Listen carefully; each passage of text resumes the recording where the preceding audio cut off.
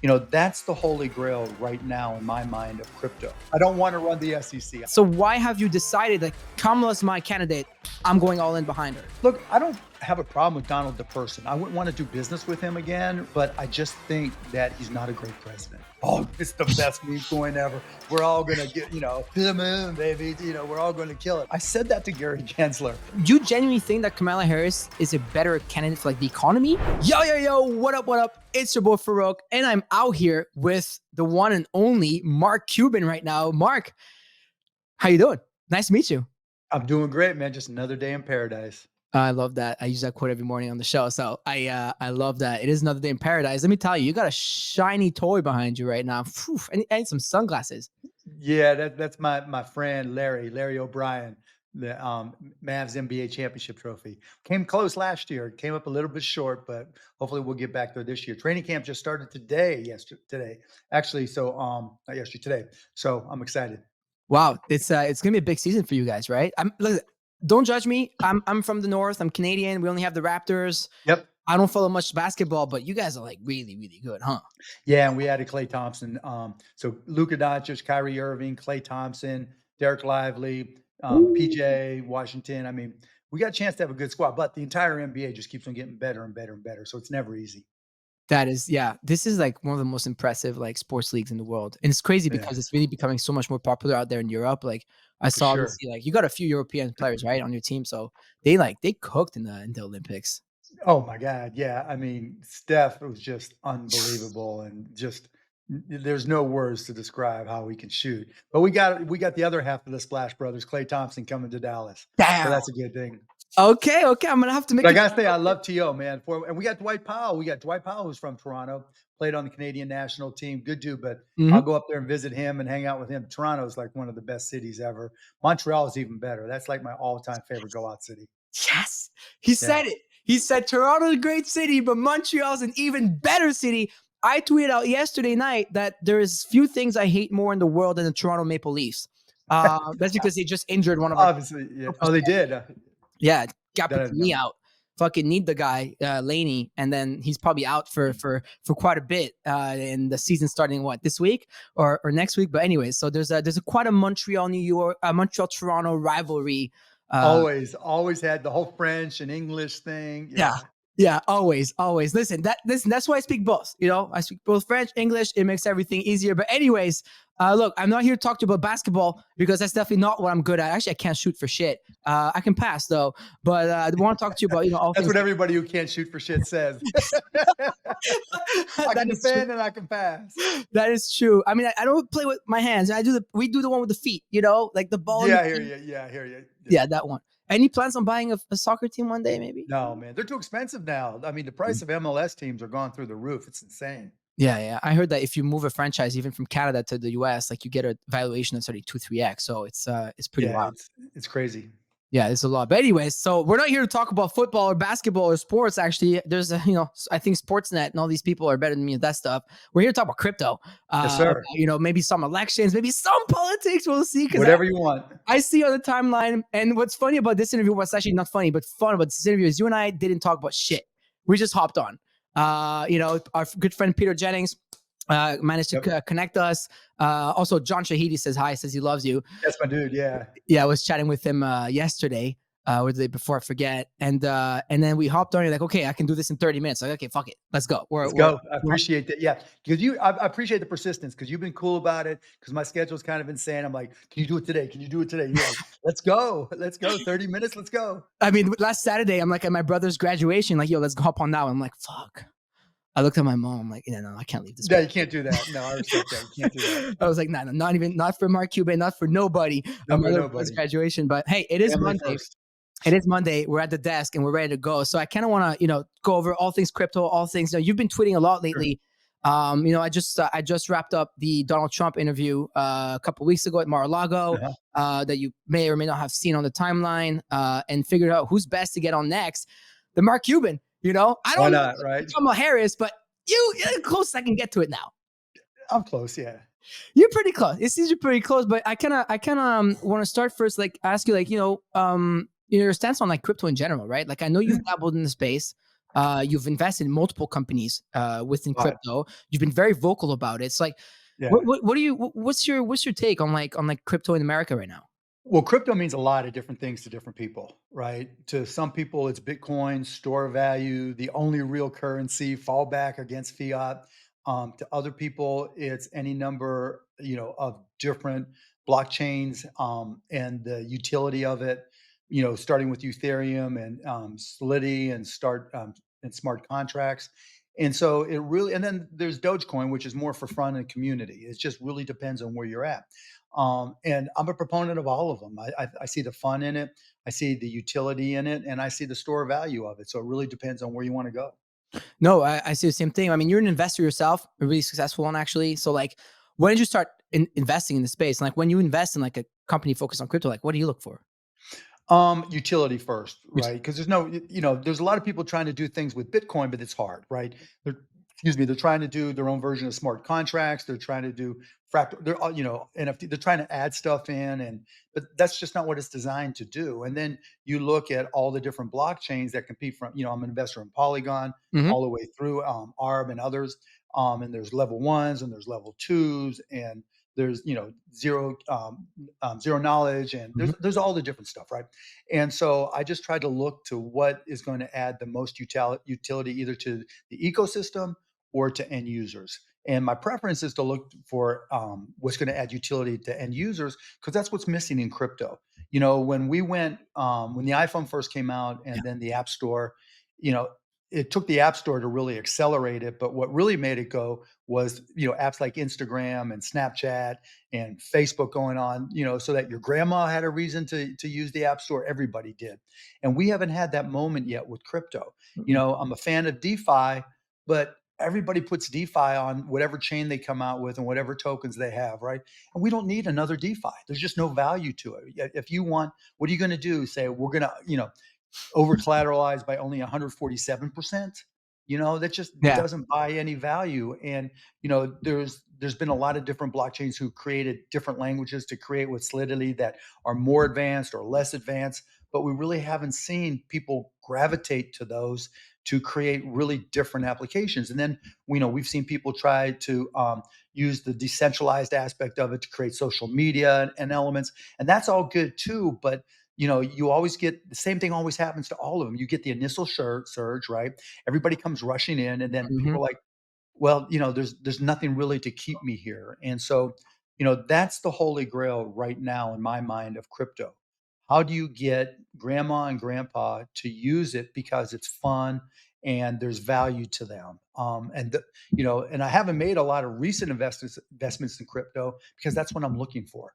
For business applications, I've invested with Nick Tomato, and I was the first investor in his first fund, and he's done a lot. And we're in poly market, so that's there, and that's a big part. But just in general, right now, we don't have that breakthrough app, and that's the challenge for crypto right now. Yeah, there's a few trying. Of course, you mentioned one of them, like prediction markets, poly market, etc. We're dabbling into that space as well as media. You have a few, consumer crypto chains that are coming out, like Abstract. You have Blast that's trying. We have Fantasy Top. I don't know if you've heard of it. It's like more of like a fantasy trading card, but for crypto influencers online, which is Yeah, but you see, it's the same thing everywhere, right? It's just like, okay, I'm going to create a chain or I'm going to use an existing chain, and then I'm going to try to give people a reason to come in here and just use it, right? You're going to bring some liquidity in, Mhm. and then we're going to, the price of the token is going to go up and we're all going to make money. But if the application itself isn't fun or compelling, it all falls apart in 60 days or 90 days, and then it looks more like a rug pull, right? Someone just came in and put some Yeah. money in. The people who got out first made money and everybody else lost money. Yeah, that's classic. So, this cycle, it seems like everybody agrees with you. Like, it's like consumer crypto apps. We're waiting for breakout apps. Like, what's going to bring crypto to the masses? And we're starting to get there. Like, right now, like, I'm starting to see it more and more Where are you seeing slowly. it? Well, I'm Like what? seeing, well, Polymarket for me is a big one, right? Like, the consumer Yeah. crypto of this cycle. I think But anybody. poly market, you're not allowed to really bet in the United States. You have Right, to VPN it, and that's right, against, and right. so it is, but it isn't, It is, but it isn't because of the USA VPN stuff and some laws. I'm going to get into the whole SEC conversation with you in a minute, Sure. and all that. But I'm seeing that. I mean, I'm seeing stuff like Moonshot right now, which is basically like a DEX for meme coins. Meme coins Mhm. work, right? You talked about those yourself. Like, you know, it But allows. that's just fun, that's just community, Yeah, right? exactly. But it's still a rug pull. Every single meme pull is a rug pull in the works, right? Because there's no real reason for it to stick around other than the fun of it and to see, when the token goes up in value because more people came in, it's musical chairs. Meme coins are all just a game of musical chairs. Yeah, I mean, like a lot of the investments in general, I find like is like musical chairs. Like you have investors I get in before, after. You know, I could get Sure, into. there's no question, right? But specifically in crypto, it's like put a name, slap a name on it, get it out there, tell everybody why it's going to be insane, but there's no real You're reason telling me you behind didn't it. buy that last one, Moo Dang, named after the Yeah, baby hippo. yeah, I mean, come on, it's just like but that's part of the game, right? The Yes. funny part is, right? Part of the game in meme coins is to time it out to see if you're going Yes. to make or lose money, and you're going to make on some, and you're going to lose on others, and it's like flipping a coin, it's like playing roulette. But you just got to realize everybody realizes nobody's so stupid to think this is a great investment. Even if they go on Reddit or wherever or Telegram and just say, "Oh, this is the best meme coin ever. We're all gonna get, to the moon, baby. We're all going to kill it." It's a game that everybody plays, which makes it fun, right? Because Yeah. I'm not going to lie, I look at them too. Where's it at? What's going? Should I buy some? No, don't be stupid. Don't be stupid. But it's like flipping a coin and hoping it comes up. It's just a game. Yeah, I mean, hey, if you hit, you hit, but it's just that the thing is like having to time it and being able to hit. So no, I like your comments about crypto in general. I mean, I think we'll get there. I mean, look, like right now I was telling you Moonshot allows people to buy crypto in 12 seconds, which is like the first time I've seen this. Like Which is cool, right? But what right? does it really change? Well, I think the onboarding experience, but you're right. Like from a UX perspective, it changes stuff, but not from like, from A people's fundamental, yeah, it's yeah. not a fundamental difference, right?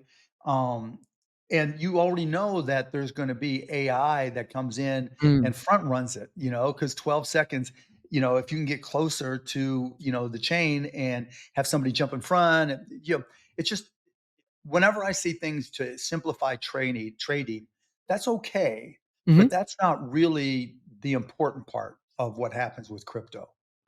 Yeah. I mean, look, hopefully there's gonna be a lot of good consumer crypto apps that come out. That's all that matters. That's all that That's all matters. that matters. I think that's the main theme. Honestly, for consumer crypto is like the new thing, right? Like consumer, it was NFTs in 21. I was like, I've been saying that forever. That's been my number yeah, one forever. You've been yeah. hearing me talk about, learning some solidity to see if I can come up with some idea that makes it work. You invent Um, something. You invented like streaming and shit, right? yeah, well, made it work. I don't know if I invented the whole thing, No, but I'm definitely kidding. made it work. I know what you mean. But you get my point that Mhm. Totally. there's just so many, just like games, right? Um, and I even invested in some of them. Okay, games, and I'd be like, okay, if the utility, remember how with people with games, you would like there would be the sponsors, and that Mhm. get they were all play to earn, and I'd be like on play to earn, unless there's some real utility to it or value to it, it's not going to work. Mhm. And I told one of the companies I invested in, I'm like, look, the only way you can make this work is if you sell advertising because you have Yep. so many people coming to the site, right? And playing the game. And you had sponsors and you had players, everybody in the Philippines was using it to make money, right?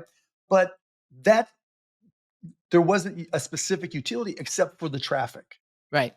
And I think maybe in that first consumer application, it's going to be about advertising. Now that's goes against the libertarian crypto thing, right? Where you're the product and you're sub, but you got to do what you got to do. Yeah.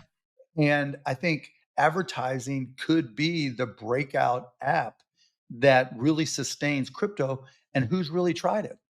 Yeah, I mean, I see. We're obviously like we own media companies, right? So like we own Decrypt, we own Rug Radio, which is what I Yep. founded, and actually we just announced 30 minutes ago that we took over Lucky Trader, which I believe you had invested in. So it's pretty Yeah. cool. Hell yeah! Yeah. That's how Peter. That's how we put us together, That's right? how Peter Yeah. Pussy. I'm like, hey, I'm like Peter. Can you get me Cuban on the show? And he's like, well, I have to get him to sign off the Lucky Trader deal. Yeah, So for taking over the company, right? I may as well. So yeah, we just acquired that, and then we're trying to get into like prediction markets, but that lead to ad tech. So I think about it differently. So if I can like serve better ads and go through ad tech, like I think ad tech is a massive thing for crypto because the chain actually does fix that, right? Well, there's two sides to, right? Where you're at on the media side, advertising's a given, right? You got to Mhm. sell ads, you got the sponsors, you want all that. But inside the crypto itself, Mhm. so like even on if you go to Aave, right? Yeah, What's the dude's name that started it and runs it? it's Stani, right? Yeah, stunning, right. And so, like, even telling him back in the day, right? I'm like, the two ways you're gonna kill it, in my opinion, he didn't take me up on it, he probably thought I was an idiot, is one, connecting to QuickBooks so you can connect to small businesses so that they can earn, 3% or 4% when banks are paying 1% Yeah. or less, and two, advertising. Because with advertising, imagine if you went to Aave, and I know all the crypto maxis are going to hate this, and you go in there and you connect your wallet, da da da da da. But on the screen itself was an ad. You see it when you go to the browsers, right? If you you Yeah. know you when you go to look at whatever blockchain you go, there's ads everywhere. Yeah. You But go on there's nothing Etherscan, there's ads on Etherscan, tells you use MoonPay all over, yeah, crypto. all over the place, Yeah. right? And if you went to Aave, people wouldn't get pissed off if there were ads, but you'd make a shitload more money. No, I agree. And Listen, I I love that. The business of advertising. I mean, I've got a bunch of crypto kicks, brands, different yeah, stuff related to cryptocurrency all behind me. Like everything that's my pudgy penguin. Like there's everything in there, and it's all tied to like they. Obviously, none of these are advertisers. It's like friends and right, people right. that No, I just hear you. support Yeah. and believe in, or like semi cool stuff. So I went in the background, but I totally agree with you. Look, I love your stance on crypto. I know you're like super bullish on it, and you've dabbled. What do you think about like the last run? So NFTs. So that's when I found out about your like I got into crypto through NFTs. That's what I understood the most. So I Right. was like, fuck it all in. And I remember in 21, like you were pretty involved like within that space. Like, what do you think of NFTs in general? Because I asked the same thing to Donald Trump. He said that's really what got him hooked when he sold his first NFTs and they sold out. We can talk about this in a minute. I know you have some thoughts, but like, what do you personally think? Like, what does Mark Cuban think of NFTs? So I think they're collectibles. You shouldn't buy them for investments per se, that it's tough. That's not to say that pudgy penguins and Right. everything else, won't be more valuable. But if you don't like it, don't buy it. If you want to buy a punk, buy it because that's the punk you love and it's cool. I Mhm. always thought it was great when people put them in their profile pics, right? Yeah. I thought that was really smart and it really, cemented why NFTs were good. If you want to support an artist, it's easier. Like I'm not into art. You want to support an artist? Buy their NFT. Show your support for the artist. I think that's amazing. We started a company, lazy.com. If you want to see a bunch I of love the that. NFTs I own, go to lazy.com/mcuban and you can see all my NFTs. It's free. And we also have a great newsletter. Michael White, who works for me, works with me more, where I work for him more than he works for me. But anyways, he does a great newsletter about the NFT business and what's Love that. happening and featuring. Yeah, so you can see it. Um, You and still have a so punk. yeah, Let's go. I'm a fellow let's punk. go, I love punks, you know. let's go. I But love you that. also see there's a bunch of Mavs things there. So here's where NFTs really came in for me. So if you go to a Dallas Mavericks game, going back to 21 and including when we start the season at the end of this month now, wow. If you show up by the end of the first quarter and you bought a ticket through Ticketmaster and have a Ticketmaster account, Mhm. by the end of the game or a little after, you will get a free NFT representing that game. Okay. And so you know how something big happens at a game and you wanna say, "I was there?" This is your proof you were there. And Mhm. it's free. It's just part of going. And excuse me, it's meant to be a collectible, so you can say you were there. To me, that's a great use of NFTs. Mhm. I don't make any money, it costs me a little money, but it's cool because people collect them, they trade them, they buy them, they sell them, and it's just a really simple way to use them, to use NFTs. Now, someday, because of the ability to incorporate different features into NFTs, and the way that the royalties are assigned to them Yeah. mostly, right? It's kind of up in Yeah. the air sometimes. Um, then I see them potentially being tickets. Now, I personally thought it would already have happened by now, but people just, if people don't want a crypto wallet, it's hard to get them to buy an NFT as a ticket. And so, there's some work to be done, but the point is NFTs have a big future. I invested in a company, book.io, and book.io works with different publishers. And while they take public domain books and publish them and show them, what's even more interesting to me, I think for textbooks for college kids, where you can take a encrypted textbook and include it in an NFT Yeah. and then use it, print it out if you want. But if you're a kid and you're going to McGill University in Montreal Yeah. and you're taking introduction to accounting, and rather than going to the bookstore and trying to buy a used book that has notes in it or whatever, right? You buy an NFT for that book. It has the whole book in it. It's copy protected, and you can use it as you see fit, print out as you see fit, and then when you're done, you just go online and sell it as a digital asset. And the most important part is if we can get the royalty stuff together, then the royalties, when that transaction happens, will get paid to the publisher, Yeah, the author, and of everybody course. who needs it. And you just simplify the entire industry. So stuff like that makes total sense for NFTs. And that's where I've always hoped it would go. But when so many people are focused on the valuation of NFTs, That's you like know, human nature, right? Oh, the yeah, boy, no, for sure, for okay, sure. like, But see, when you're so worried about, okay, I'm buying an NFT, will it go up or down in value? mhm, And where and how can I sell it? I'm an investor in OpenSea. It was great when OpenSea.io was rocking, right? And yeah, everybody was buying, selling. But now, it's when it's only just about the valuations, people lose track of the technology and where you can take it. yeah. And to me, that's unfortunate because NFTs have a lot of technical upside. There's so many things that you can include in an NFT. You know, it from different types of assets. I've seen people sell land, using an Saw that. NFT. And so, that's where I like to see the focus to return as opposed to, you know, go up or go down.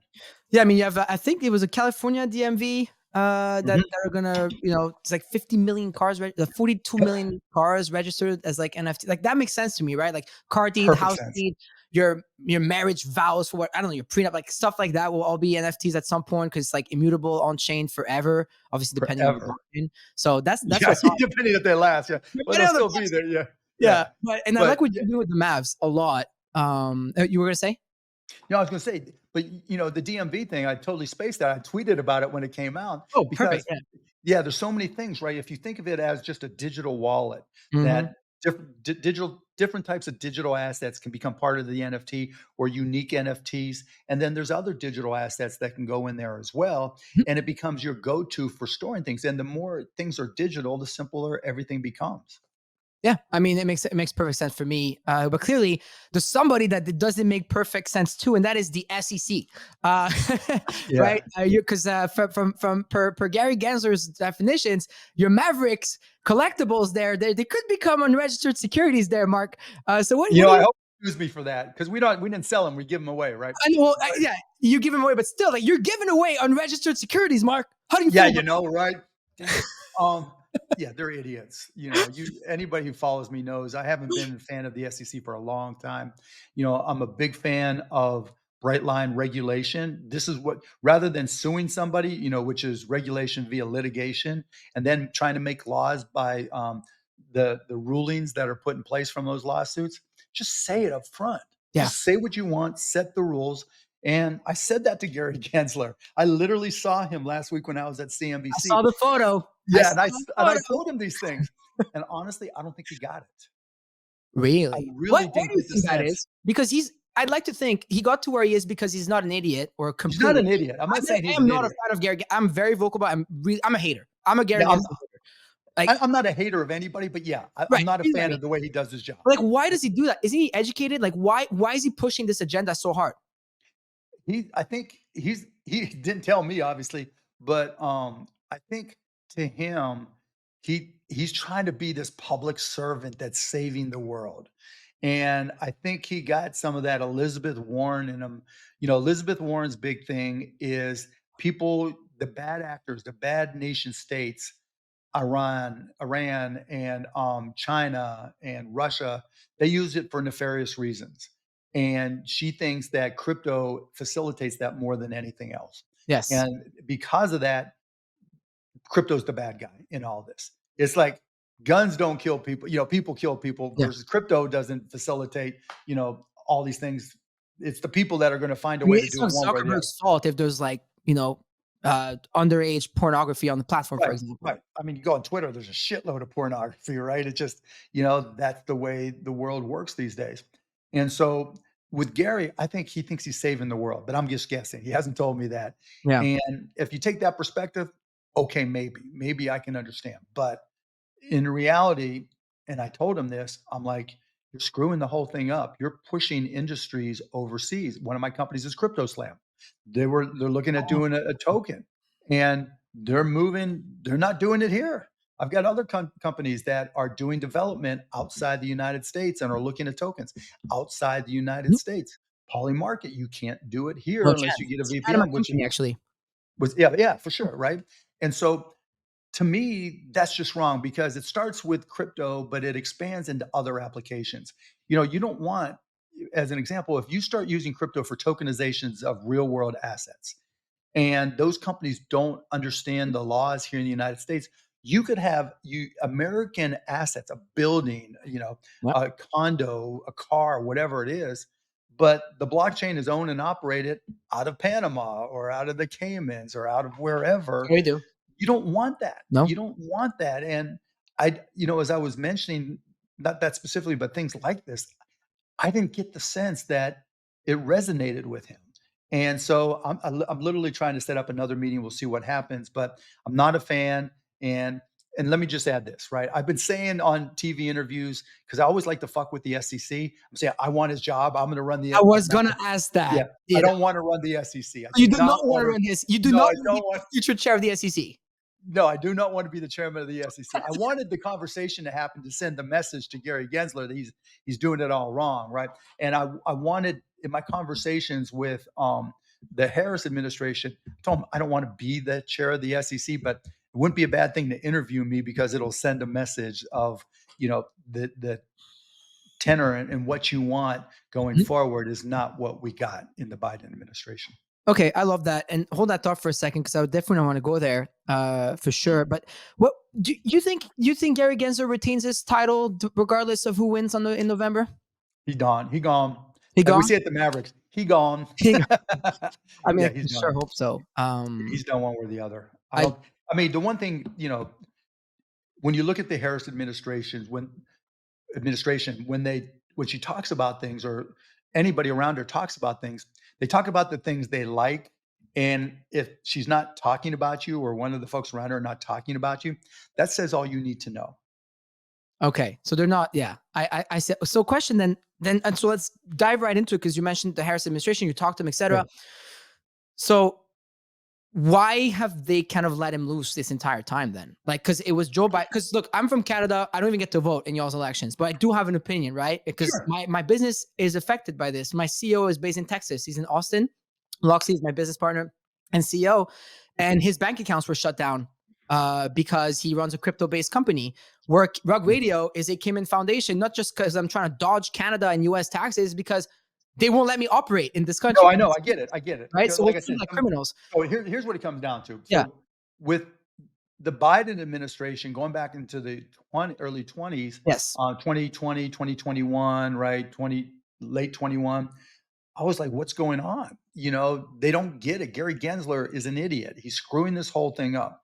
And they were like, Joe really doesn't care one way or the other. To him, it's a non-entity until it got bigger and bigger and bigger, and people around him. There's a few folks that worked in his communications department that were super pro crypto, and they started to get the message to him that no, we're not getting this right. And so you saw, me being part of different meetings with a bunch of the crypto investors and people that run companies, and we got the message to them. So you started to see little baby steps in terms of how the Biden administration Mhm. responded to crypto. And then when Kamala took over as the nominee, it just went a whole different direction. And she had to walk a tightrope. You don't throw your old boss under the bus. You just don't. That's just She not was who they VP are. for 4 years, right? Like, is there a Right. reason why they didn't try to push back before that? Or do you think she was waiting? So, do you ever have a boss you would do something differently than? I don't know. I haven't had a boss in like 10 years, 12 Well, years. when you did, Yeah. right? Yeah. The Yeah. people that work your CEO, I'm sure, disagrees with you on some things. You don't Oh, yeah. disagree I'm you don't sure. agree on everything, right? That's what it is, right? She wasn't the boss. You gotta do what your Mm. boss tells you, and you have to pick your battles too, and if you don't think crypto is a primary issue for what you're trying to accomplish, you're not gonna fight that battle. It's just natural. It's just normal in any company, let alone the government. And I think they got it wrong. And it's not the only thing they got wrong, but that happens with every administration. So you're working close to our team, right? Clearly, especially when it comes to crypto. I personally, like, I see you as like kind of like the crypto spokesperson for the Democrats right now. Because I was thinking, like, And by the way, I'm not a Democrat. I'm Democrat. I can't talk today. I've been drinking too much whiskey. It's like gets me too hyped. so you're not, or you are. I don't No, I'm know. not a Democrat. I'm an independent. You Independent. know, I just am working with the Harris campaign. Mhm. That's Is it. there I just think she's a better candidate. So I was gonna ask you that, like, what made you? Because like there was, obviously, like, done my research before going and interviewing you. Like, just in the past, like, as an entrepreneur yourself, like, you have, given some credits to Donald Trump and Sure. have kind of endorsed him as a person, as a business person, etc. Now, like, obviously, I follow you on Twitter, so it's kind of obviously the total opposite. Ever since you found out how to bold captions on top of that as well, it's like you have more Cubans screaming at me every day, but I don't mind it. But like, so what made you switch that? And so why have you decided like Kamala's my candidate? I'm going all in behind her. Look, I don't have a problem with Donald the person. I wouldn't wanna do business with him again, right? I haven't done anything major. I've done one little thing. I don't like the way his approach to business. He underpays vendors. There's lots of people he hasn't paid. He's bankrupted companies and not paid vendors. There's just Trump University, Trump Soho. There's a long list of reasons why I wouldn't do business with him. But there's a lot of people I wouldn't do business with that I still like or would still have dinner with. And Donald Trump is one of them. I don't have a problem with him. He's charming. He's nice. I mean, when he won, I went to the White House when the pandemic hit. I helped Peter Navarro. I helped him. I sat in the West Wing and talked to then President Trump about you know PPP and things we can do. And he asked me to help Mhm. be on a sports committee. So I don't, if he wins, I'm an American first. I'll help all I can. I don't have a problem with that. But I just think that he's not a great president. And for a lot of these reasons, but first and foremost, when a president tries to overturn the results of an election, I got a problem with that. When we have protests, during 2020, and there's some looting and rioting, and he said stuff like, "When the looting starts, the shooting starts," which just incites violence. And January 6th, there's just a bunch of things that to me are just deal breakers. Doesn't mean everything he did was wrong. Doesn't mean I disagree with everything he wants to do. But to me, those are just fundamental issues that I won't overlook. A lot of people try, "Oh, it wasn't this or wasn't that." That's a big deal to me. It was a big deal to me then. I think it was a big deal to a lot of Americans and people around the world then. Um, I don't like the way he talks now, right? "Oh, she's mindless. She's an idiot." Just I hate Taylor Swift. That's not bringing people together. Now, some people might say it's just dumb shit, Yeah. but do you want your presidential candidate while he's running for office, continuously saying dumb shit in between selling watches, colognes, lighters, sneakers. You're not buying the Trump Now, watches? nah, that $100,000 You like watch. watches, It's no? funny as hell when people says he's for the people, he's not elite, and he's selling $100,000 watches. And again, so let's look at the other side. There's a lot of things I do like about Kamala. I think she's ethical. I think she's honest. I think she cares. She's open-minded. She's come out and said, "Look, I don't care if the idea comes from a Republican, an independent, or a Democrat. I want to find a solution to problems." She talks about things in a positive manner, and she's really gone to the center. Now, a lot of people have criticized her. In 2019 and 2020, she was far left. She represented the People's Republic of California. It's about as far left as you can get as a state. And so I understand why she did that. But she also then had 4 years or 3.5 of learning how to run the country. She wasn't in charge of it, but she was there to pay attention and learn. And to me, that makes sense. And the most important, I think, is she recognizes that there's so much partisanship and there's so much discord between people that in order to bring people together, you still want to have the same value she has of helping people and supporting businesses, but you got to come to the middle. You can't take extreme positions if you want to bring a country together. And I also think she learned a lot from how Trump has run his campaigns. You know, before Donald Trump ran for president in 2016, you can make a list of things that Republicans typically did. And then he took over the party. He is the Republican Party now. Whatever he says goes. It's his family business, if you will. And I think Kamala has done the same thing with the Democrats. You don't hear Bernie Sanders saying a lot. You don't hear Elizabeth Warren saying a lot or Yeah. speaking for the party. You don't hear the far left progressives because I think she's taken over the party and this is now her party. And she understands the assignment, which is to bring people to the middle, to be a centrist, because that's how you're going to bring the country together. I like that. I like that she's not ripping on people all the time. She hasn't talked bad about um, Trump supporters. She hasn't talked bad about Republicans generally. She's ripped on Donald and she's ripped on JD Vance. Those are the opponents, and they've ripped on her. But she does it in completely different types of language that I don't think is incendiary, and doesn't really bring out the worst in people. And he just does the opposite. So you touched on something regarding Kamala Harris, that she's taken over the party, like fully, right? Democratic Party, and kind of made it her own.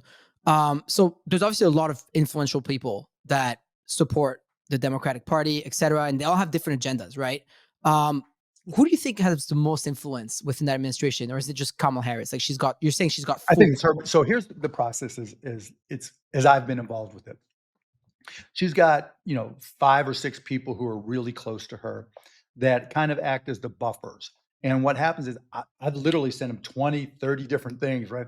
Here's my idea for entrepreneurs. Here's my idea for startups. Here's my idea on taxes. Here's my idea on energy. Here's how to, here's why the unrealized gains, capital gains tax is moronic and will kill everything.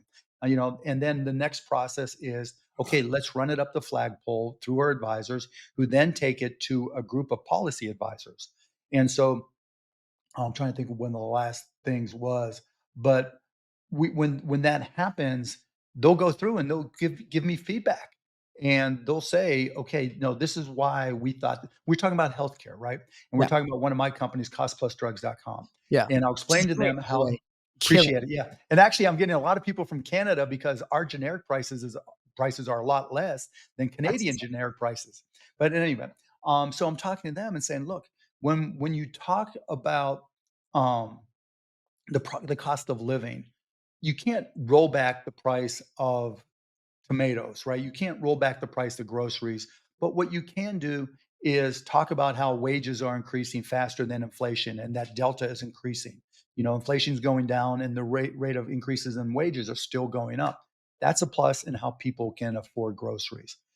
You also let's talk about pharmacy, right? Let's talk about how when we bring in transparency, then for households that are spending money, particularly on generic drugs, first, we can cut those costs 20, 30% or more. There's some drugs where that if you walk into the local pharmacy, they're $2,000 and we sell them for 20 some dollars.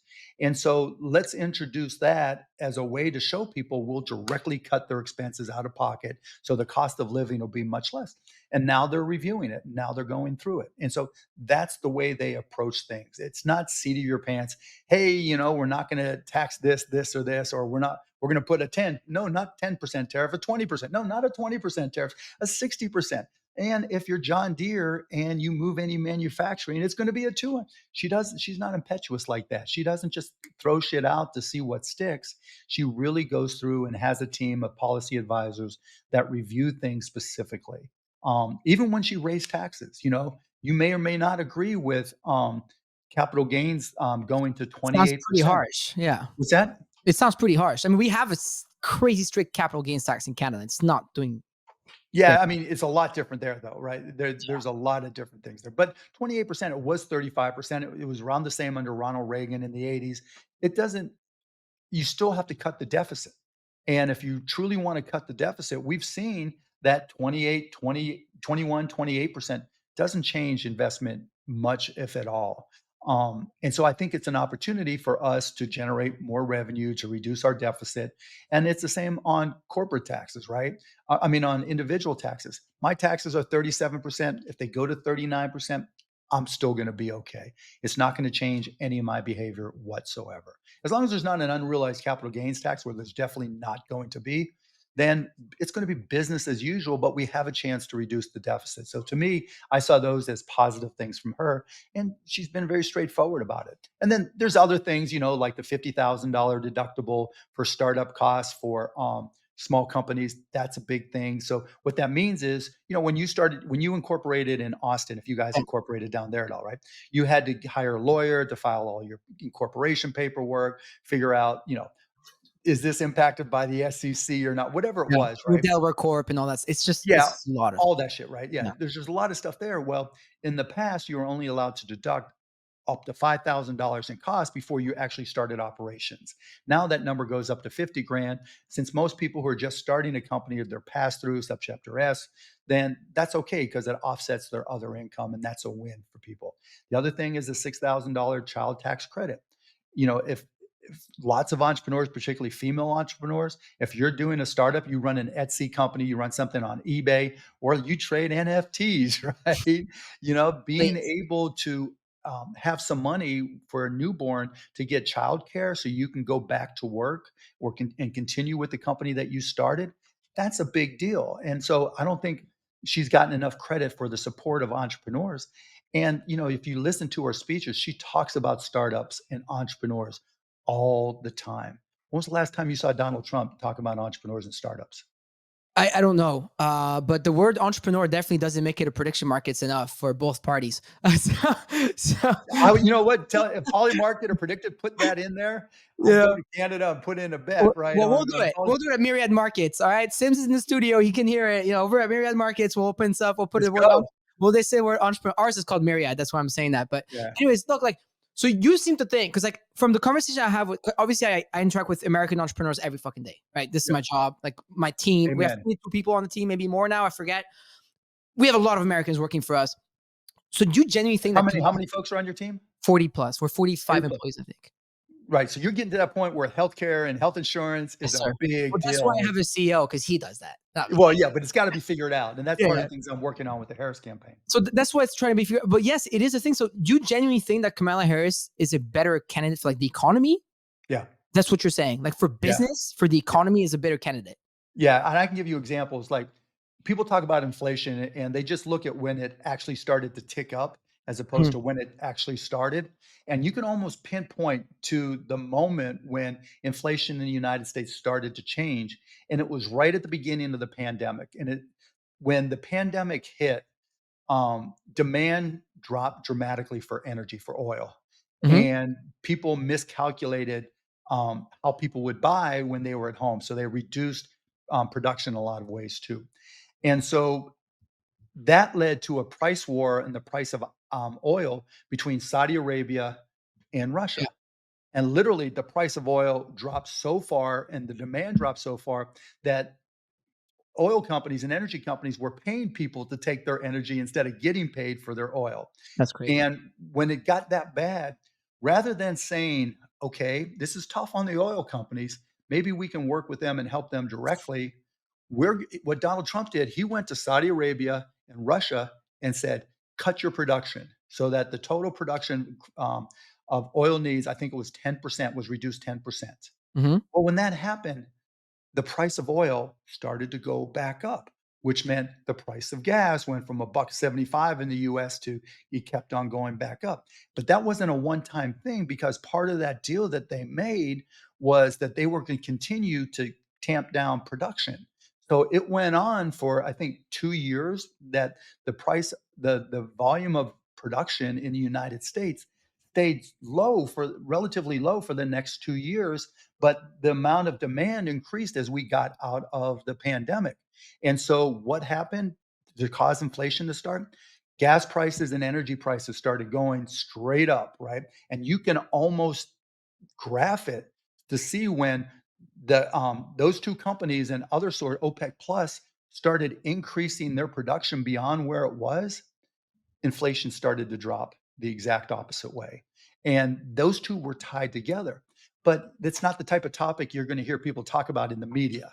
It's just not it's not the level of detail people really like to get into. But those are the types of impetuous decisions that he makes. And when he was asked why he did it, effectively he said, because Saudi Arabia is a big customer. They buy $110 billion Mhm. worth of military equipment from our companies.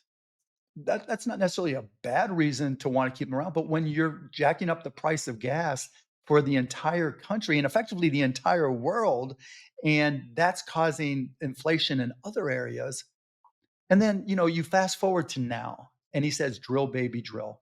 The price of oil is like $68, give I or like that take. line though. I'm not gonna lie. No, it's a great line. He's great at one-liners. He's the He's king. good. He's the king It's of street marketing. catchphrases. He's good. I have to say, I spent a little time with him in his home, and it was something. No, for sure, right? He is the king of cash flow because he always goes back to the same things, right? He says the same things over and over, which is smart in some respects. But if you want detail, if you're trying to be a fully informed voter, he doesn't give you the details at all. But now you fast forward to drill, baby, drill. Well, if the price of gas is the price of energy is $68 a barrel of oil, there aren't a lot of people that are going to drill, baby, drill because what happens if you increase production? The price goes down again, Yeah, right? And he doesn't seem to have put 2 and 2 together to realize by going drill, baby, drill, he's putting us in the exact same position. Now, if it happens, great, because price of gas will go down, but I don't think the oil companies are gonna make the same mistake twice. They're not gonna just jack up production at pricing where they're not making any money. And yeah, so his saying drill baby drill is kind of meaningless if nobody's actually going to drill. And by the way, we're already producing more energy, more oil than any other country in the world. And when you look at liquefied natural gas, it was down to like a buck 50 a few months ago because it's gotten so hot in even in the winter sometimes the demand that's normally there wasn't there. And so the price fell again. So he's asking all these energy companies to drill, baby, drill without saying a word or giving any details about whether they actually will or not. It just sounds really good. And he's saying that's how you're going to push prices down. But if nobody drills, prices ain't going down, you know. And if they go exactly. down that much at all, they're going to stop drilling. Yeah, I mean, look, I'm not an expert on the matter, so I don't really know. I'm not a total expert either. I'm just looking at the numbers that are the Yeah, numbers. I just like to, when somebody says something, whether it's Kamala or Donald Trump, I just like to drill down and just say, okay, let me find the source of data and let me see, whether I agree with it or not. There's things with mm. Kamala I don't agree with. Like there's a thing, What's one of them? Like, what's something you fundamentally just don't agree with them on and trying to change? the filibuster, right? Like when she said that she would support ending the filibuster to pass laws to reinstate Roe versus Wade. I'm pro reproductive freedom. I'm pro choice 100%. I got 2 daughters. I don't want them to ever be caught in a situation where they Of don't course, control their own lives. absolutely. But I think getting rid of the filibuster is a huge mistake. So that's one example. Okay, no, I just want to know because like it's good. I know everyone takes their strong stances, but I wanted to, know When if she's you. wrong, she's wrong. Like, there's gonna be shit Yeah, I don't agree with, and that's okay because, you can't predict everything that's going to happen during a presidency. You just can't. And yeah. so I want somebody who has good character, who has good decision-making skills, that cares about details, because when those and hires people that actually are there to do the best possible job, and she hires based off of merit as opposed to loyalty. I can see hiring your daughter-in-law to run the Republican National, um, convention and to do the committee, but at some point you got to hire the best possible people. So it's actually funny because at some point I had a question with you on that, but I want to take it back to something that I can actually speak on, not gas, Sure. not oil and gas. I know, listen, I'm 100% Iranian, but I'm not an expert in oil and gas. Okay, I hear so. you. But back to crypto. Then do you've had several conversations about crypto with her team. Clearly, Yes. you guys talk about it. You probably send your comments to our sounding board, et cetera, et cetera, et cetera. So do you think that for crypto specifically now, because I asked Uh-huh. the same question about the economy, for crypto specifically, is she really the better Yes, and I'll candidate? tell you why. I'll tell you Why? why. Here's what she thinks. Because in So my my world, it's not the case. Like generally speaking, I'll just put the bias aside now. I Sure. don't think so. I'm a And you founding. shouldn't, right? Based off of what people say, just the Why fact that should I? Gary Gensler is there, just the fact that Gary Gensler is there, right, Yeah. makes what came from the Biden Harris administration fucked up. Yes. There's no way you Yeah. can't challenge that whatsoever. I can't challenge it. Nobody. He's awful for it. There's no Screen, way around Coinbase, it. the SEC, sorry, Awful, everyone like Kraken, awful. Uniswap, And like it's and insane. I'll tell you what I said to her. I Not to her directly. This is the guy who works on crypto. Mhm. I talked about crypto to her over lunch one time, but we didn't get to this level of detail. Um, what I said was, look at FTX USA and FTX Japan. I said, if Gary, and just crypto rules in Japan in general, I said, if Gary Gensler would have done just what they did in Japan, FTX, Three Arrows Capital, none of them would have gone out of business. because they put in rules for collateral. In Japan, you have to, have 100%. No, it's at least 95% of collaterals. More like Mhm. DeFi, right, where you have to do it, and you have to put it in 95% of it. Those percentages may not be exact. You have to put it in cold storage, so it's segregated. So you can't just take the money like Sam Bankman-Fried did, and loan it to yourself and Yeah. get away with it. It just wouldn't have worked. And when I said that to them, okay, they started to understand. I actually said that to Gary Gensler too, and his eyes kind of glazed over. But that's But another he thing. was buddies with SBF for a moment. That's Yeah, for a interesting. minute, yeah. But they understand that he screwed it up. That's why you haven't heard her say anything positive to support him, because they hear the fact that he's getting thrown under the bus every 30 seconds. They haven't said a word at So her all. not saying anything, she didn't say anything negative either, but you're saying her saying not saying anything positive It's huge, right? is the She's sign not that the type. She's not Donald Trump. She's not gonna throw people that were part of the administration for her boss under the bus. That's just not her style. She's not the "I hate Gary Gensler and Taylor Swift" oh type god, I at wish she all. would tweet that. Not the Yeah, Taylor oh, Swift part, but too. the I told her I would break into her account and tweet it for her, you Kardashian. know, You did, that's so good. but, it's not gonna happen. Okay. But so that's part of it. So Gary Gensler is the ultimate mess. He knows it, she knows it, her whole team knows it, and they know it's a problem. Mhm. So let me explain where I told her it was really, really important and put aside the SEC. Um, what I told her and her team was there are millions of guys who are typically, 16 to 35 who don't have bank accounts. They don't have checking accounts. They don't have savings accounts. They aren't part of the traditional bank system like I was or even you were when you were growing up. Mhm. They've never written a check. They never will ever in their entire lives write a check, but they've downloaded Coinbase or they've downloaded crypto.com or they've downloaded Robinhood and they've gotten money in there and they buy $30 worth of Dogecoin or $6 worth of Dogecoin. And they go online and they say, to the moon, baby. And they think to themselves, I paid 15 cents per Doge. If this thing goes to $1, I can pay for a car. I can put a down payment on the Mhm. house if I put in 1,000 and it goes up 30x. That's how they think about this. This is their net worth. So you've got millions of primarily men whose entire future in their mind and in their net worth is tied up in an app that Mhm. is all crypto. Mhm. And Gary Gensler is saying fuck you to each and every one of them individually. Yes. And we have got to stop that. That she understood to her core. And Okay. she knew, she goes, you're right, right? Her team, I don't want to say she, because her team said, You said that to the person in charge of crypto right, on I said it to her too, right at lunch, but she didn't come back. She understood it, right? But we didn't have time to get into a more in-depth conversation about it. We were talking about healthcare and other things. yeah. Um, but I told it to her team, particularly the guy who's in charge of crypto now, and they get it. And look, they're not stupid. They know that those people vote, and a lot of them are leaning towards Trump. And if we don't come out with something to say, no, that's not the way she thinks about it. She's not Joe Biden. She's not even close to Joe I Biden on definitely this. hope not, Mark. No, she's not. I promise you. I promise. Okay. Look, as I'll much take your money word as for I've that. gotten, you take my word for it. I guarantee it, right? Um, because she knows if you think about how she thinks about things and the way she's spoken about things, about lifting people up, about the opportunity economy. She doesn't say the opportunity economy minus the guys who invested in crypto and bought Dogecoin. Didn't say that at all. And I've even said to her, and the maxis are going to hate me for this, right?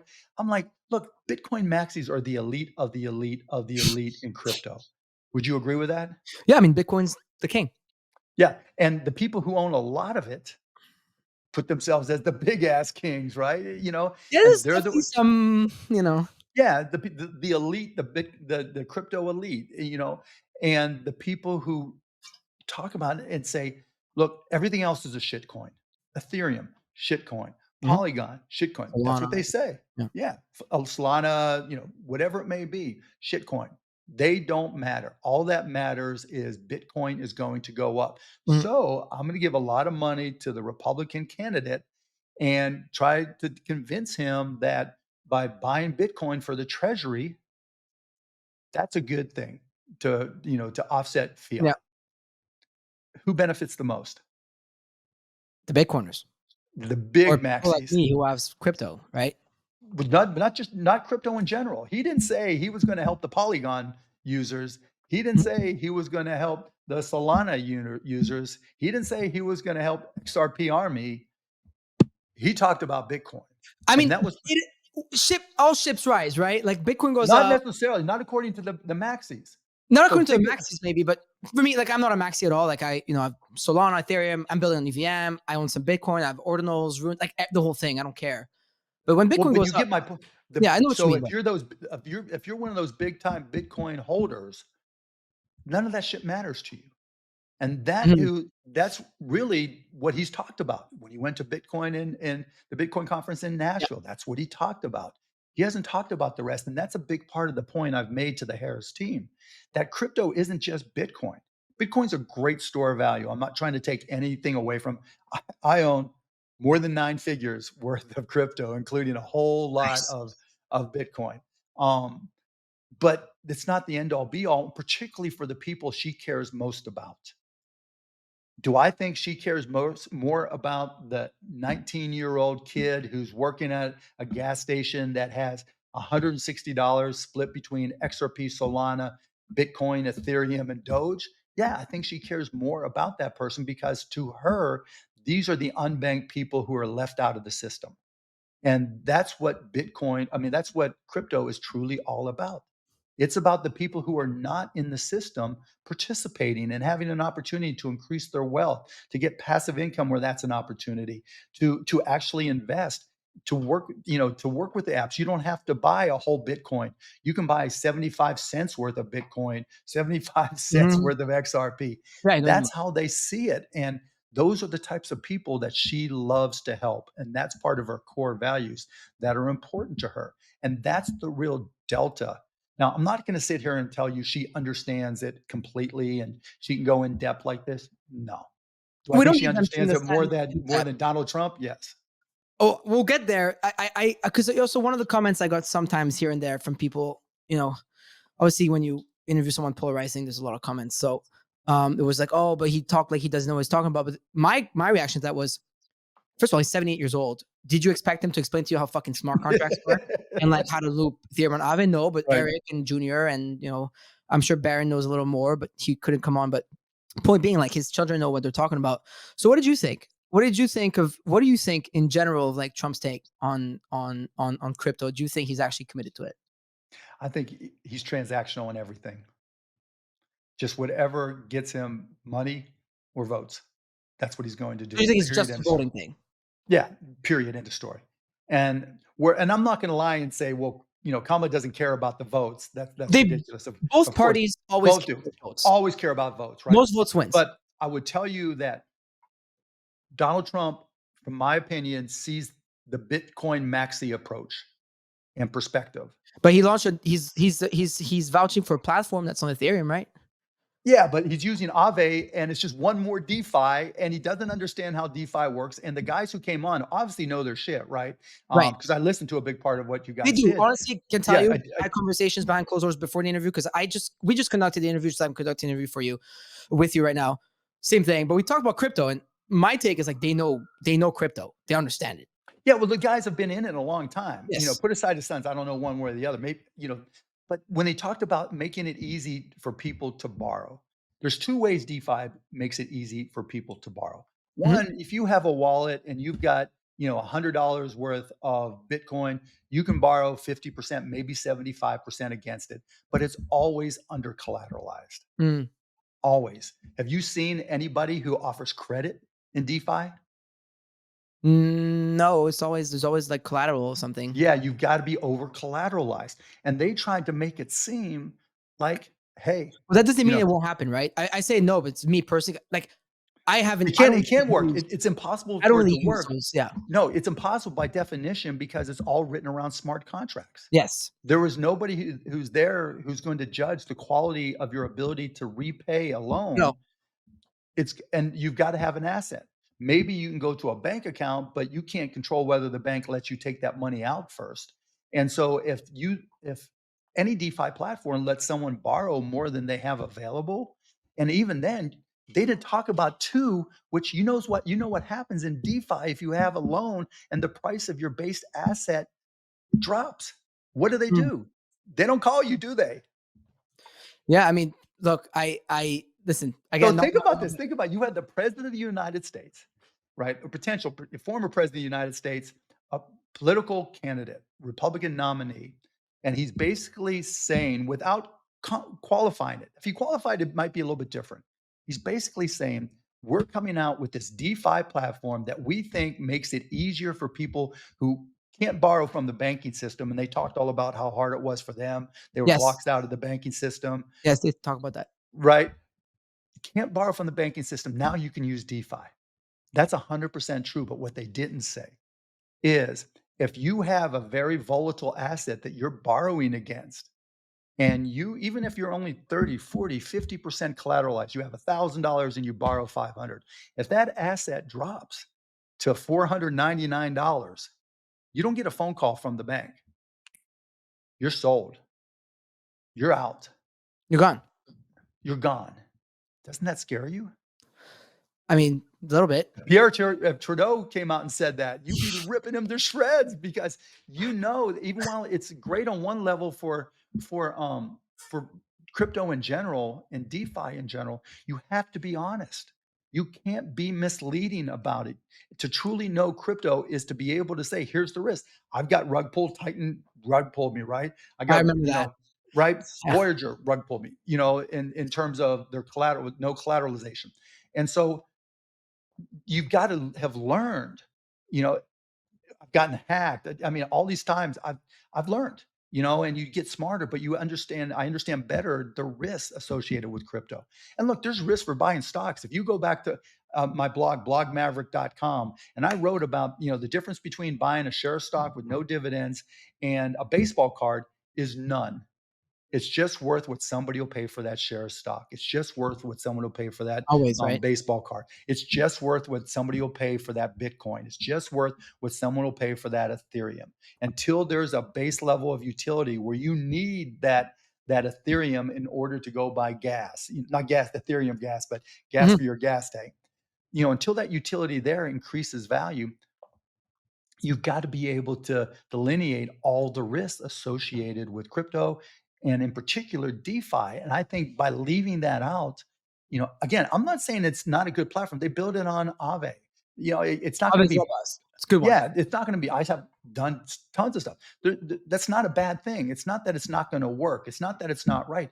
But when you have a guy running for president of the United States, and they're there saying, and his sons are saying, look, we had a hard time with the banking system. That's a fact. I'm not going to question that at all. But you've got to also say that it's A, under collateralized, and B, if the asset you have against it, that loan, drops in value, you're shit out of luck if it drops Yeah. below that barrier. I think listen. I'm not part of the project, right? I conducted an interview, so I don't know the interlining stuff, intertwining what goes on behind the scenes of it. I just know there was a lot of lawyers, and there's people who know what they're talking about. Part of it. Now, if it works, it works, right? If it doesn't, Right. it No, doesn't. I don't again, I'm know. not against, I don't Right. think we need another DeFi project, but I'm not against it. Yeah. I love Yeah, DeFi. I'm not against, an ex-president, and hey, on predictions market is 50-50. So let's say 50% chance of becoming the next Right. president again. That's talking about crypto so much, and even I got no problem with it. Look, I use DeFi if I need to borrow money to put it yeah, into USDC and I don't want to sell my use Bitcoin, DeFi. right? Because Mhm. on Coinbase, I use my USDC against the Coinbase credit card. So I pay for everything with crypto, effectively USDC first, but crypto in general.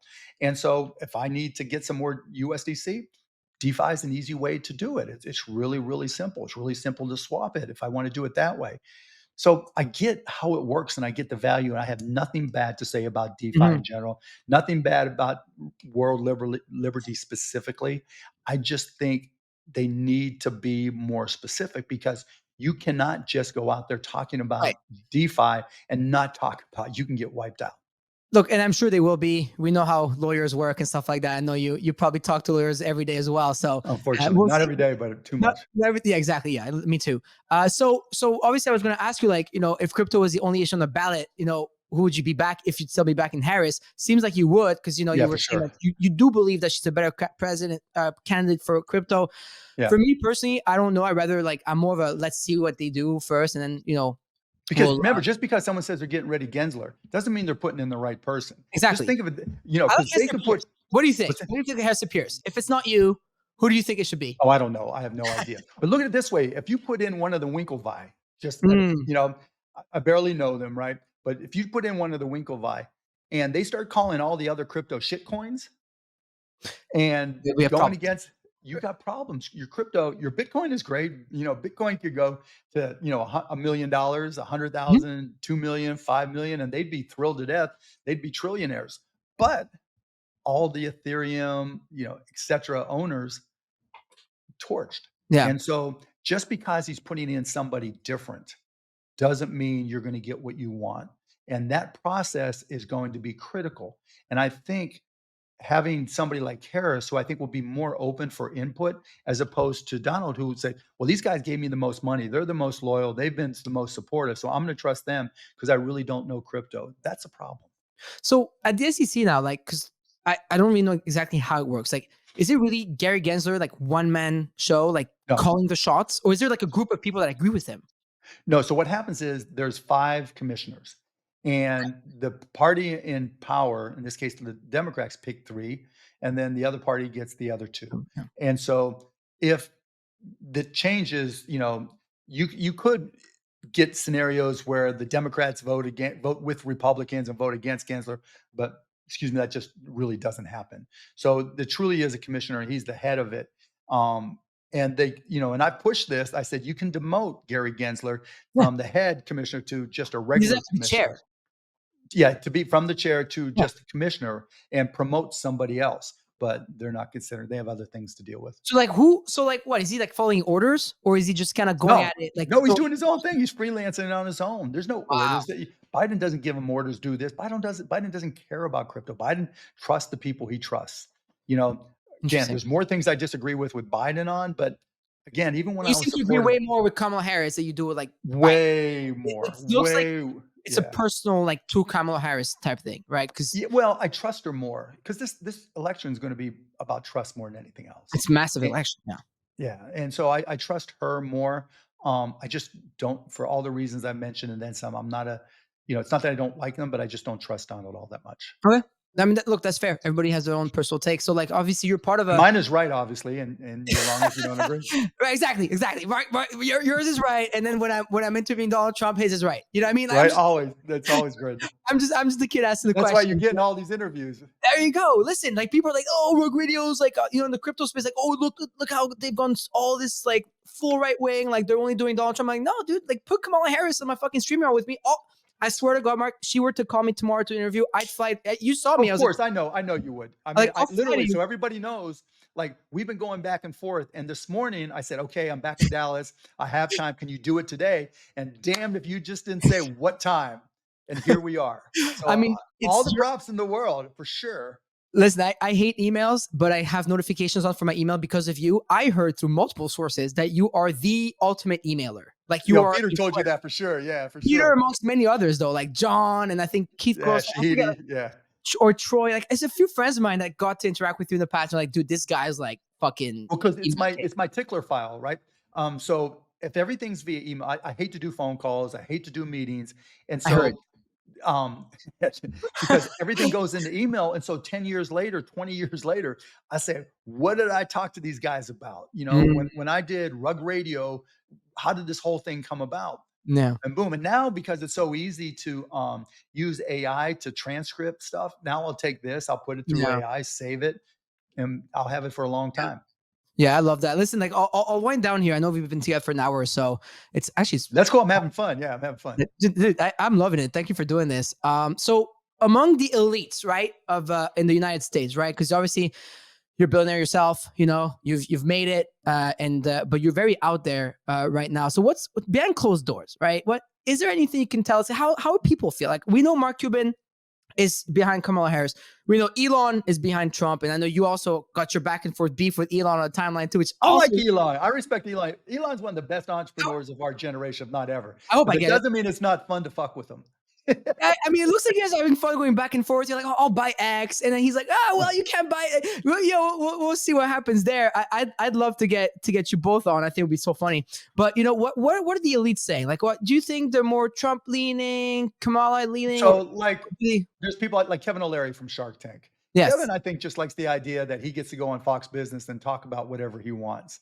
And so, I think that's really what motivates him more than anything else, just more airtime.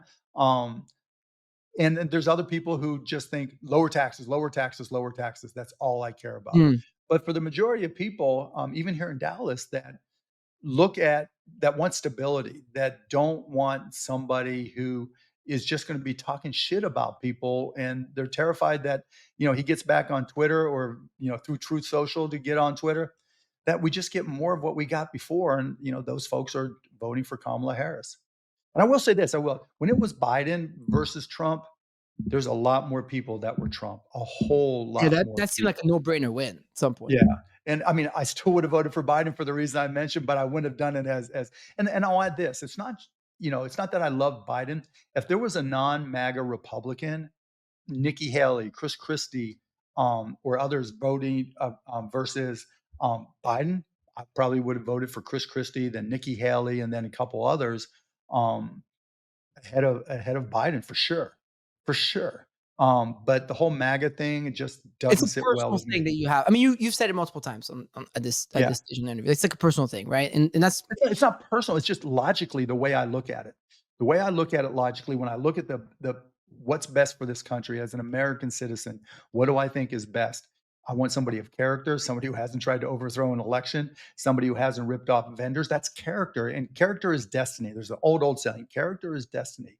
When the shit hits the fan and you have to make tough decisions, who you are guides those decisions. And to me, in my logic, that's critically important. I want somebody who's also open minded. To me, that's critically important. I want somebody who doesn't just throw shit up against a wall to see if it sticks. That's critically important. So that's my logic. It's not just personal. Like I said, if it was somebody else who was less impetuous, who was more logically driven, it'd be a whole different conversation. And I probably wouldn't even be involved in politics. yeah. I wouldn't Are care. you trying to take this step a little further? Like, are you trying to get into the politics of things, No, or absolutely not. no? Costplusdrugs.com is changing healthcare, and I love doing it. And by the way, so everybody knows, I haven't given to a candidate since 2002. Yeah, because And it's pretty new, right? The whole Mark Cuban political art. yeah, I mean, I haven't given any money to the Democrats. I haven't given a penny to Kamala Harris, not a nickel either. Hmm. I've said this to them many, many times. I said, if you like my ideas and you think I contribute and there's value to them, I'm happy to share them. If you don't, that's okay too. But I'm not going to buy my influence. Okay.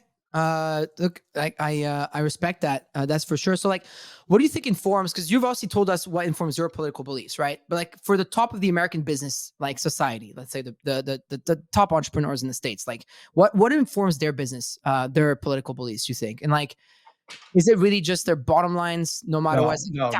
Was there? There's some people that are like it. Like I've talked, like my friends are my friends from high school, from junior Yeah, high, from college, yeah. from when I first came to that. Those are still my friends. So it's not like I only talk to rich people. But when I talk to people, stability matters more than anything, Hmm. because doesn't matter how low your taxes are. If there's not stability in the country, if people can't make a living, you ain't going to do shit in your business. It's like, right? It's just like, if the country is stable and people like each other, the vibe is better, people go out and do more, there's just less stress, and when there's less stress, better things happen. Yeah. That's fair. And yeah, don't doubt the fact that you just, I don't think you only talk to like a bunch of billionaires in a group chat though. No, That's probably that's not crazy. my thing. Yeah, look at me. I mean, it's just like I'm No, not. I was expecting something different. Like, I'm talking to some American billionaires, gonna be email. Like, you just like, it's someone asked me, like, I think it was John or something. He's like, I'm not gonna name your assistant, whatever. He's like, oh, is she the one handling something? Like, no, I'm just talking to Mark directly. He's like, oh shit, okay, cool. It's like all the emails are signed M. Okay. Yeah, that's me. Yeah, I thought it was pretty cool. But look, I have one last question for you. sure. Actually, something similar I had asked Donald Trump, but I kind of want to ask you. Of course, look, you're successful, you've done it, you're doing it, you're having fun. You said you have 2 daughters, so you have family, everything going on for yourself. So, like, after achieving that economic freedom, you could have gone into golf yourself. You could go to fitness, whatever it is. But like, what motivates you now? Like, what's the one thing or a few things that keep you going right now? Because you don't Well, one family, I got 2 girls and a boy, and they're, everything, and, I backed off of Shark Tank, quit Shark Tank. I filmed my last season so I could spend more time with Wow. them. Sold a big chunk of the Mavs so I could spend more time with them because they're 15, 18, and 21. And when they're on their own, it's like when we went out, right? We love our parents, but we don't see them. And and I've been working for so long. It's just like I want to see them. So that's number one. But business wise, I like to compete. I just love to compete. And when I was the youngest, I was 23, 24, got fired, started a tech business. I would walk in the room and people would like get this kid out of here. And then I had to prove that I can do it. Now I'm the oldest walking in the door. And now I got to prove it. I got to prove I know my shit, and I got to Mhm. prove I can kick your ass. And that's fun. It's fun to be able to talk like this and be able to hold my own, to go into pharmacy and hold my own and, change an industry.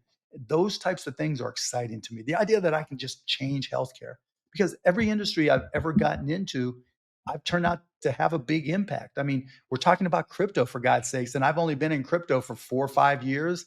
And, I've had a chance to have an impact, whether it's investing, speaking, whatever it may be. And just that competition, just I love to learn. And whether it's reading a Solidity, manual, or going through all of Mhm. it, or learning zero K proofs, or whatever it is. I don't even remember all the names of everything. Level one, level two. And I haven't read up as much on crypto. I haven't kept up with it quite as much, but still pushing it. Um, I like that. I like that a lot. I love learning new shit where there's an opportunity to change the country, change the world, and that's what keeps me motivated.